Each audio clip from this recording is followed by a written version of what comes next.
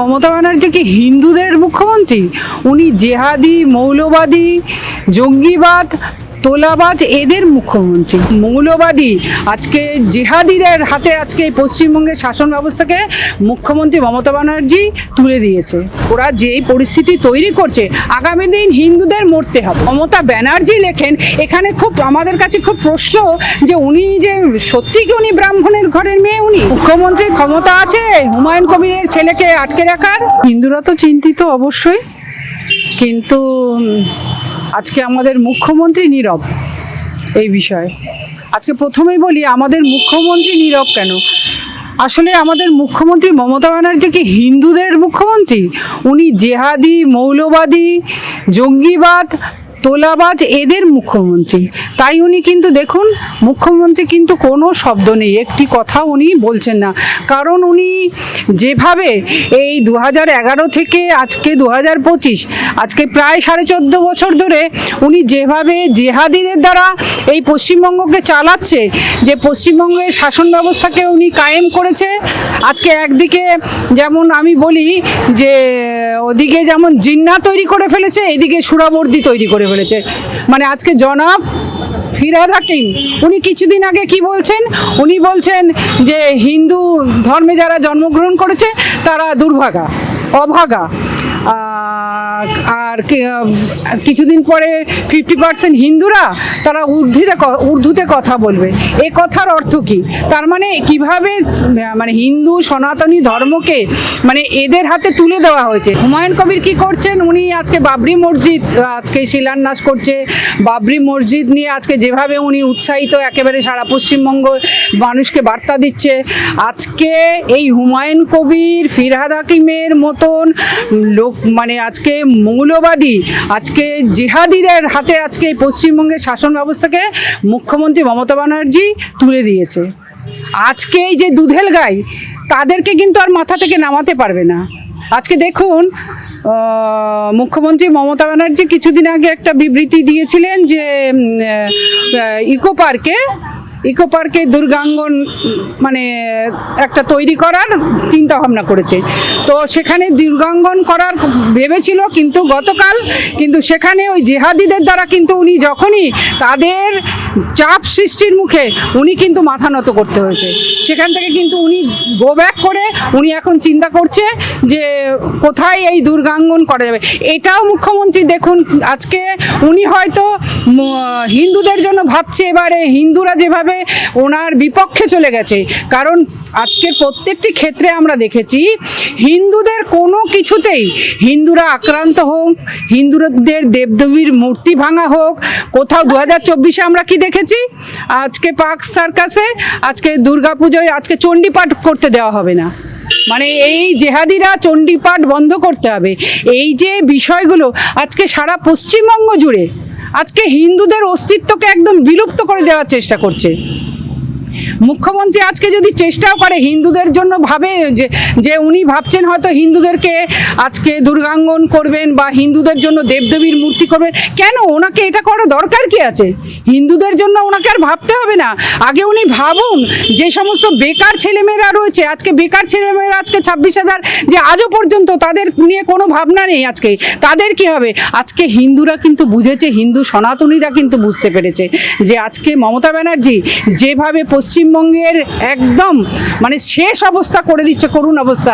আজকে কিছুদিন আগে আমরা যে দৃশ্য, আমরা ভয়ঙ্কর দৃশ্য বাংলাদেশে দেখলাম, সত্যি সেটা তো আমাদের মানে এখনো পর্যন্ত ভাবলে মানে এখনো আমাদের হৃদয় কেঁদে উঠছে।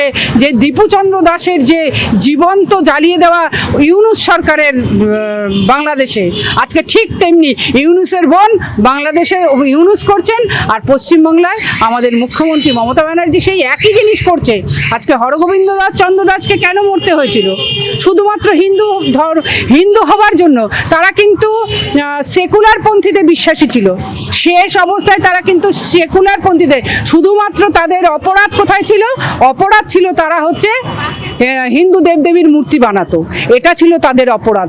তাই মানে আজকে হয়তো এই হরগোবিন্দ দাস চন্দ্র দাস হয়তো যখন তাদেরকে এইভাবে কোপানো হচ্ছিল, জিহাদিরা যখন তাদেরকে আক্রমণ করছিল, তখন হয়তো শেষ অবস্থায় উনিও হয়তো ভাবছিলেন যে আজকে কিন্তু জেহাদিরা কোনো সেকুলার কোনো কিছু হয় না, মানে এই জেহাদিদের কাছে হিন্দু মানে কাফের, হিন্দু মানে মারো, হিন্দুকে মারলে আমি জান্নাতে যাব, এই যে ওদের মগজ ধোলাই, আর এই মগজ ধোলাই ওদের ইমামরা চারিদিকে সেটাই মানে সৃষ্টি করে নিয়েছে। তাই বলছে আমরা হিন্দুরা সত্যি এখন আজকে হিন্দু ধর্ম বা হিন্দু ধর্ম অবলম্বী যারা আমরা বড় সহিষ্ণু, আমরা বড্ড লোককে আপন করে নেওয়ার চেষ্টা করি, ভালোবাসা দিয়ে লোককে কাছে নিতে পারি, কিন্তু এটা দেখি দিন প্রতিদিন আমাদের মধ্যে এটা করতে করতে আমাদের কিন্তু কথা এদের মতো জিহাদিদের কাছে কোনো আমাদের স্থান নেই। ওরা যেই পরিস্থিতি তৈরি করছে, আগামী দিন হিন্দুদের মরতে হবে। তাই আমরা হিন্দুরা কিন্তু আজকে একত্রিত হয়েছি। হিন্দু একত্রিত হয়নি কারা? আজকে যারা সেকুলার বলছে, আজকে এই সেকুলারদের বলতে চাই, সেকুলাররা তো সেকুলার পন্থীতে বিশ্বাস করে করে আজকে সূর্যকান্ত মিশ্র, বিকাশ রঞ্জনের মতন এই যে সেকুলার নেতারা আজকে পশ্চিমবঙ্গকে তিল তিল করে এরা 34 বছর শেষ করেছে। আজকে সেকুলার বলছে, আজকে সেকুলার বললাম তো, ওই হরগোবিন্দ দাস, চন্দন দাসও তো সেকুলার ছিল, তাহলে সেকুলার বলে কি তাদেরকে মানে ছেড়ে দেওয়া হয়েছিল? ওনাদের কাছে আমরা প্রশ্ন রাখছি, আজকে ওনাদের কাছে প্রশ্ন রাখছি যে কেন এই হরগোবিন্দ দাস, চন্দন দাস সেকুলার হওয়া সত্ত্বেও তাদেরকে কুপিয়ে কুপিয়ে মেরেছিল এই মৌলবাদী জেহাদিরা। মমতা ব্যানার্জি লেখেন এখানে, খুব আমাদের কাছে খুব প্রশ্ন যে উনি যে সত্যি কি উনি ব্রাহ্মণের ঘরের মেয়ে? যদি উনি সত্যি ব্রাহ্মণ ঘরের মেয়ে হতেন, বা আজকে যেমন আমি হিন্দু, আমি সনাতনী, আমি ভাবছি যে আমার ধর্মের উপরে আঘাত আনছে আমাদের হিন্দু ভাই বোনেরা চারিদিকে, আমাদের পশ্চিমবঙ্গে যেভাবে মহিলাদের উপর আক্রান্ত হয়, আজকে মহিলাদের বেছে বেছে আজকে হিন্দু মহিলাদের উপরে আজকে ধর্ষণের মতন এত নিকৃষ্ট কাজ করছে, কিন্তু মমতা ব্যানার্জি কোথাও একটা কথা উনি বলেন না।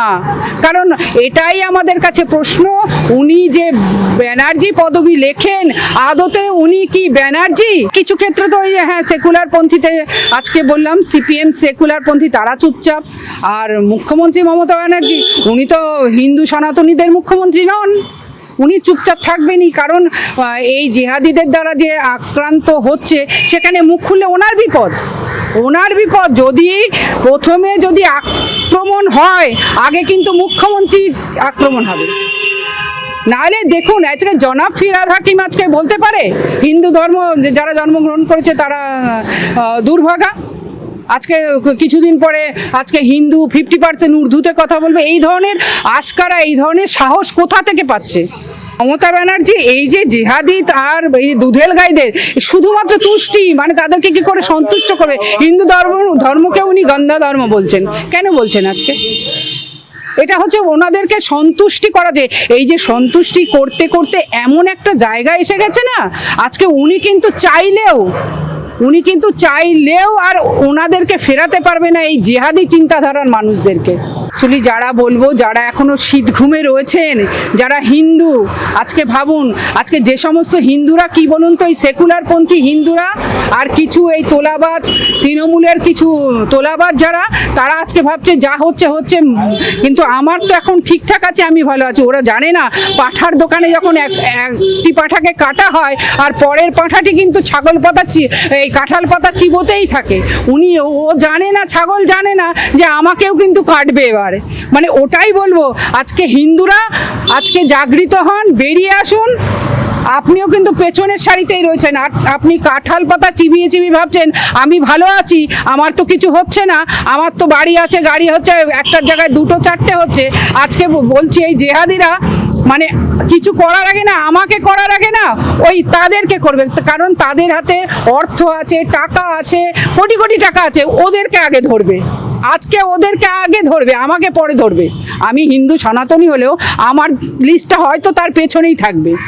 কারণ আমার কাছে অর্থ নেই, আমার কাছে চুরি করা, এই তোলাবাজি, কাটমানি, রাহাজানি করার আমার কাছে কিছু নেই। মমতা ব্যানার্জির মুখে বলে না শেষ সময় একটা হরিনামের কথা বলে না, শেষ সময় উনি ভাবছেন যে একটা মরণ কামড় দিই, যে আজকে হিন্দুদের জন্য কিছু ভাবি, হিন্দুদের জন্য ভাবতে হবে। কারণ আমার হিন্দু সনাতনী ভোটগুলো কিন্তু কেটে যাচ্ছে, মানে তাদেরকে কি বলে বোঝাবেন উনি এখন সেটা নিয়ে ভাবছেন। উনি চিন্তিত যে হিন্দুদের কি করে একত্রিত করে হিন্দু ভোটটা ওনার ভোট ব্যাংক হিসেবে ব্যবহার করতে পারে।